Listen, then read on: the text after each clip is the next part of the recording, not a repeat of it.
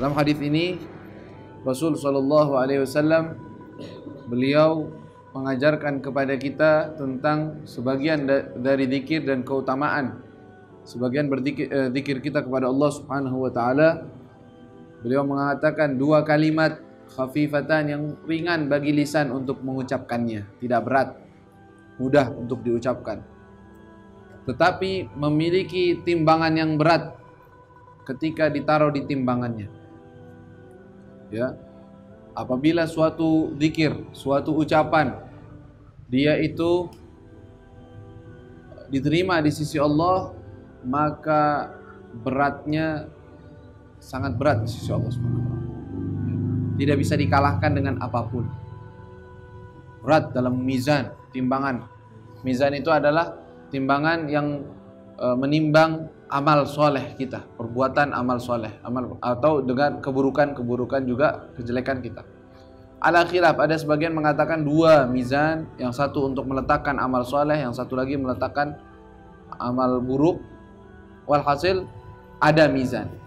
Mizan itu ada dan itu wajib diimani oleh kita, bahwa adanya timbangan, bahwa amalan-amalan kita akan ditimbang oleh Allah Subhanahu wa taala. Wajib mengimani bahwa adanya mizan, adanya timbangan yang bisa menimbang amalan-amalan ibadah kita. Tetapi tidak harus seorang manusia melalui sesi ditimbang. Paham gak nih? Beda. Adanya mizan pasti ada, karena Allah SWT telah mengatakannya dalam Al-Quran.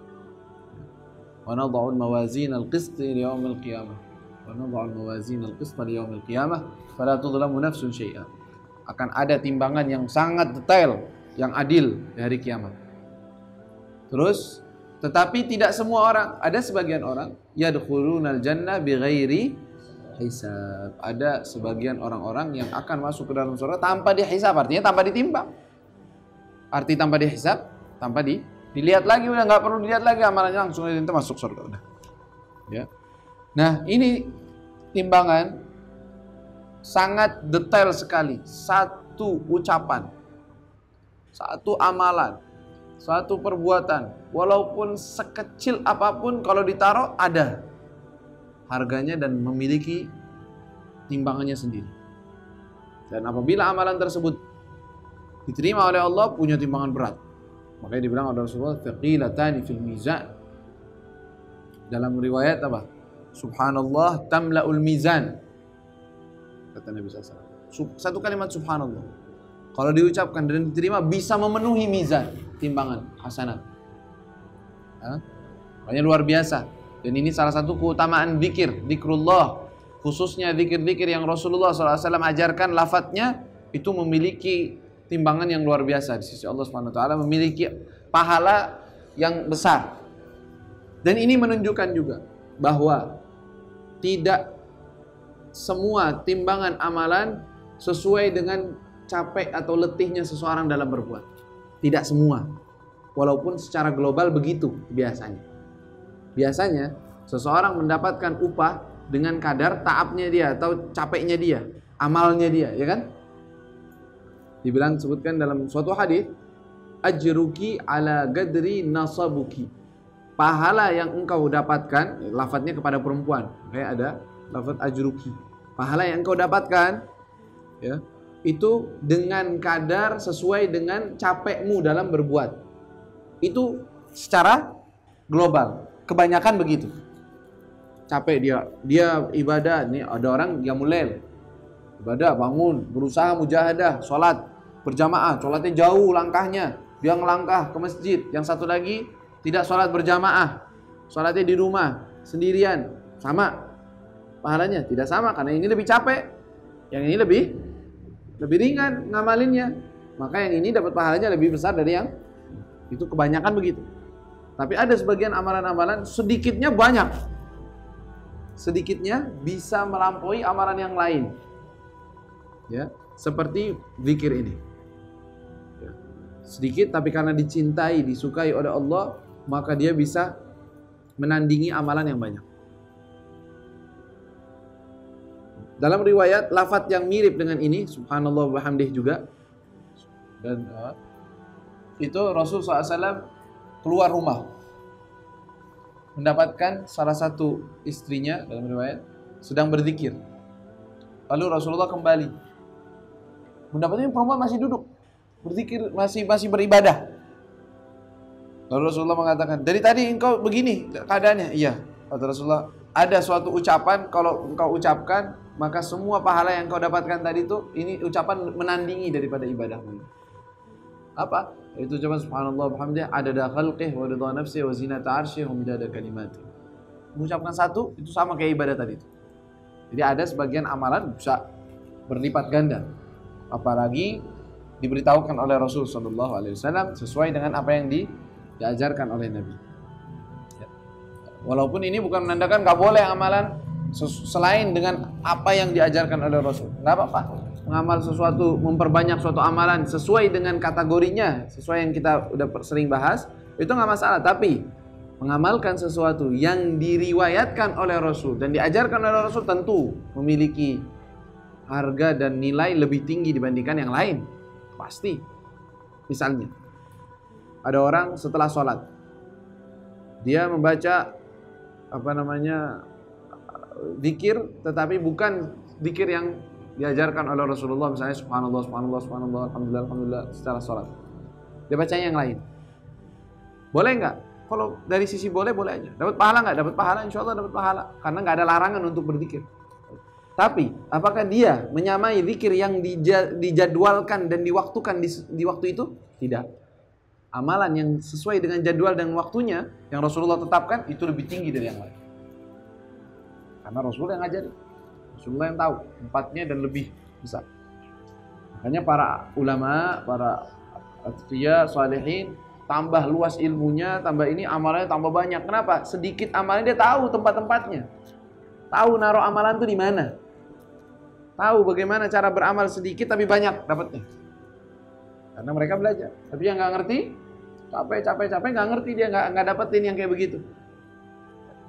Baik. Ini termasuk kalimat yang mudah diucap, lisan gampang untuk diucap oleh lisan. Tapi dia dicintai oleh Allah Subhanahu wa taala. Arti dicintai apa? Tentunya makna dicintai tidak sama dengan cinta kita manusia terhadap sesuatu. Tapi artinya mendapatkan inayah, mendapatkan curahan rahmat dan pahala tidak sama dengan yang lainnya. Ada kekhususan bagi orang yang mengucapkan ini. Dicintai oleh Allah Subhanahu wa taala. Ini ucapan subhanallah bihamdihi subhanallahal azim. Itu apa? Subhanallah bihamdihi, maha suci Allah. Arti subhanallah ketika kita mengucap subhanallah artinya Allah maha suci. Arti suci apa? Biasanya kalimat subhanallah dalam Al-Quran selalu ketika orang-orang musyrikin menyebutkan tentang Allah seperti ini atau seperti itu, tentang berhala, tentang yang lain, lalu ada ucapan subhanallah amma yusyrikun, subhanallahi rabbil arsy amma yasifun, subhana rabbika rabbil izzati amma yasifun. Jadi artinya itu Allah maha suci dari semua gambaran-gambaran yang tidak sesuai dengan keagungannya. Kalau dia memang seperti hal yang batil seperti kesyirikan, seperti menyamakan Allah suatu makhluk atau apa, maka kita bilang subhanallah, maha suci Allah. Tidak sama dengan apa yang itu. Makna pertama. Makna yang lebih agung lagi, segala sesuatu yang kita nisbatkan kepada Allah daripada keagungan yang enggak sesuai dengan haknya Allah, kita mengucap subhanallah. Tidak seperti itu. Allah lebih agung lagi, lebih suci dari apa yang di benak kita daripada pengagungan kepada Allah. Makanya tasbih para malaikat begini, subhanallah, subhanallah, yusabbihunallah. Mereka bertasbih kepada Allah Subhanahu wa taala. Kenapa? Karena Allah lebih agung, lebih hebat daripada apa yang mereka mengerti dan lebih daripada apa yang mereka bayangkan, daripada keagungan kebesaran Allah Subhanahu wa taala. Makanya subhanallah diucap oleh semua orang, mau dari mensucikan Allah dari sifat gambaran seperti makhluk misalnya, atau seperti berhala atau yang lainnya, waliyadzubillah, dan itu wajib hukumnya. Dan ada pensucian yang lebih tinggi dari itu. Dan kalimat maha suci Allah bukannya kita mensucikan Allah. Ya, kita tidak mensucikan Allah, Allah maha suci sudah. Ya, tetapi artinya apa? Mensucikan pemahaman kita kepada Allah. Yang benar kita memahamin Allah, ya Allah subhanallah, Allah maha suci dari semua yang saya pikirkan. Bukan Allah maha suci terus. Nggak perlu di tasbih juga dia sudah musabbah. Dia sudah suci. Tidak ada yang menyamainya, tidak ada yang lebih agung darinya. Allah Subhanahu wa taala. Nggak perlu ada yang tasbih kepada Allah. Tetapi kita bertasbih untuk mensucikan pemahaman kita kepada Allah. Makanya salah satu hal yang dihayati ketika kita mengucap subhanallah, subhanallah, subhanallah, kita bayangkan Maha suci Allah dari semua sifat yang buruk. Maha suci Allah dari semua yang saya bayangkan daripada tidak sesuai dengan haknya Allah. Maha suci Allah, Maha agung Allah, Maha bersih Allah. Pengagungan kepada Allah. Di dalamnya ada pengagungan kepada Allah. Makanya punya harga tinggi ini kalimat, nggak gampang. Kalimat wa bihamdihi, dengan segala pujiannya, itu ada arti yang banyak dalam kalimat wa bihamdihi. Bisa diartikan dan saya juga memujinya. Bisa diartikan saya mensucikan Allah dengan segala pujian kepada Allah. Walhasil dengan semua makna kita menyebut. Kita nyebut aja sesuai dengan apa yang Rasulullah ajarkan. Subhanallah bihamdih, subhanallahil azim. Maha suci Allah, maha agung Allah Subhanahu wa taala. Dan ini kalimat hendaknya banyak diucap. Banyak diingat, banyak diulang-ulang. Subhanallah bihamdih, subhanallahil azim, subhanallah bihamdih. Setidaknya dibaca dalam sehari 100 kali. Khususnya sebelum sholat subuh. Subhanallah bihamdih, subhanallahil azim. Kalau bisa tambah astagfirullah, enggak apa-apa. Sama pahalanya, malah tambah istighfar. Subhanallah bihamdih, subhanallahil azim, astagfirullah, subhanallah bihamdih, subhanallahil azim, astagfirullah. Itu 100 kali dibaca kalau bisa sebelum subuh. Kalau tidak bisa ya sesudah subuh. Walhasil satu hari jangan ditinggal. Subhanallah bihamdih, subhanallahil azim, dapat pahala besar di sisi Allah Subhanahu. Maka itu juga termasuk kalimat yang dipilih, yang diletakkan dalam tahlil kita. Ketika kita tahlilan, kalimat yang dipilih juga subhanallah bihamdih, subhanallahil azim. Kenapa? Karena kalimatan khafifatan ala lisan, thaqilatan fil mizan, punya wazn berat. Kita hadiahkan kepada dia, barangkali diterima hadiah tersebut, jadi berat timbangannya gara-gara ucapan tersebut. Juga salawat kepada Rasulullah, tahlil, apalagi la ilaha illallah, kalimat la ilaha illallah yang paling tinggi. Afdalu ma qultu ana wa nabiyyuna min qabli. Itu kalimat la ilaha illallah. Ini subhanallah bihamdi, subhanallah azim, astagfirullah. Subhanallah bihamdi, subhanallahil azim. Maka dengan hadis ini kita dianjurkan untuk memperbanyak berzikir kepada Allah Subhanahu wa taala dengan lisan, dan diusahakan menghayatinya dengan hati. Menghayati makna zikir tersebut setiap kita mengucap suatu zikir. Subhanallah bihamdi, kita bayangkan artiannya dulu.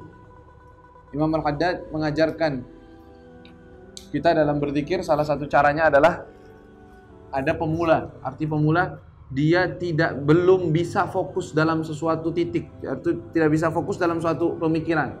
Pikirannya masih lari kemana-mana. Maka orang yang semacam ini belajar fokus dulu. Salah satu caranya dia membayangkan lafadznya. Lafadz ucapan yang dia ucap tuh dibayanginnya, digambarin subhanallah bihamdih. Belum makna dulu. Artinya apa? Ini bukan begitu khusyuk, itu belum khusyuk itu. Cuman belajar fokus doang. Bayangin tuh kalimat di depan matamu, subhanallah bihamdih, subhanallah alazim, subhanallah bihamdih, subhanallah alazim. Atau la ilaha illallah, la ilaha illallah. Itu kalimat tuh ada tulisan di depan mata. Belajar begitu dulu. Jangan mikirin apa-apa kecuali itu kalimat. Kalau sudah lancar, artinya sudah setiap mengucap bisa gampang untuk fokus, baru masuk ke maknanya. La ilaha illallah, tidak ada Tuhan selain Allah. Subhanallah, maha suci Allah. Wa bihamdihi, dengan segala pujian. Subhanallah bihamdihi, subhanallahil azim. Subhanallah, membayangkan maha suci Allah dengan segala. Maha suci Allah. Begitu terus, setiap melafaz membayangkannya maknanya. Setiap melafaz membayangkan makna. Nah, zikir dengan cara seperti itu membuahkan hasil yang lebih dibanding cuma zikir dengan lisan doang. Iya, pikirannya saya mau bayar, saya mau pergi, saya mau jalan. Ya, zikir dapat pahala insyaallah dengan lafadznya, dapat pahala, tidak tidak kosong, tapi untuk athar dalam hati kurang. Makanya banyak orang banyak berzikir tapi kok kurang. Kok enggak ada hasilnya zikir tersebut kepada hatinya. Sedangkan zikir itu adalah pembersih hati. Pembersih hati itu adalah zikrullah. Tapi zikir dengan maknanya yang benar bisa mensucikan hati, membersihkan hati. Makanya di dalam kitab wasiah Imam Al-Haddad yang kita baca tuh malam Jumat ya di Maulid kan, wadhkur ilahaka dzikran la tufariguhu fa innamad dzikru kas-sultan fil ghurabi. Wadhkur ilah, dan berzikirlah, ingatlah Tuhanmu selalu, jangan kau pisah, karena sesungguhnya zikir itu adalah seperti sultan, seperti raja dalam semua ibadah. Ya, bisa menghabiskan semua kejelekan hati dengan banyak berzikir kepada Allah. Tapi zikir yang benar maknanya. Ya.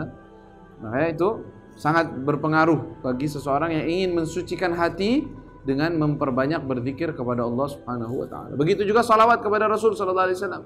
Mau dapat pengaruhnya dan cahayanya yang lebih besar, setiap kali bersalawat dia bayangkan, Allahumma shalli ya Allah, salawatlah kepada Nabi Muhammad sallallahu alaihi wasallam. Bayangkan sifat Rasulullah, bayangkan akhlaknya Rasulullah, bayangkan kuburan Rasulullah, bayangkan agar terikat tuh hati dengan Nabi SAW. Tapi hadir hati dengan Allah Subhanahu wa taala. Allahumma shalli ala sayyidina Muhammadin wa ala alihi wasallam. Allahumma shalli ala sayyidina Muhammadin wa ala alihi wasallam. Itu juga berpengaruh sekali dalam hati kita. Ya, subhanallah bihamdihi, subhanallahil azim, kalimatani khafifatani 'ala lisani thaqilatani fil mizan habibatani ilar rahman. Subhanallah bihamdihi, subhanallahil azim. Dan ini hadis adalah hadis terakhir dalam Sahih Bukhari. Kalau yang pernah hadir khatam Sahih Bukhari, di Al-Hawi juga kadang-kadang ada nanti di bulan Rajab biasanya salaf kita membaca Sahih Bukhari di bulan Rajab. Di sebagian tempat dihatamkan dalam waktu 1 minggu, dibaca Sahih Bukhari semuanya. Banyak itu kitabnya, ada berapa, 4 jilid besar. Ada yang sebagian dalam 1 minggu diselesaikan. Ada yang sebagian hampir 1 bulan pembacaannya. Seperti di Al-Hawi. Di Al-Hawi dibaca. Kalau yang ada nanti ini bulan Rajab, ini kan Jumat Tsani, sebentar lagi Rajab. Itu nanti dibaca setiap habis sholat 5 waktu. Sholat duhur, sholat subuh tapi setelah baca zikir. Sholat asar. Ya, itu hadir kalau bisa. Nah, walaupun nggak baca, dengerin dah. Dapat berkahnya. Dengerin hadis-hadisnya Rasulullah SAW. Ya, itu akhir daripada kitab tersebut meriwayatkan hadis ini. Hadis kalimatani khafifatani ala lisani thaqilatani fil mizan habibatani ila rahman subhanallah bihamdihi subhanallahil azim. Wallahu taala alam.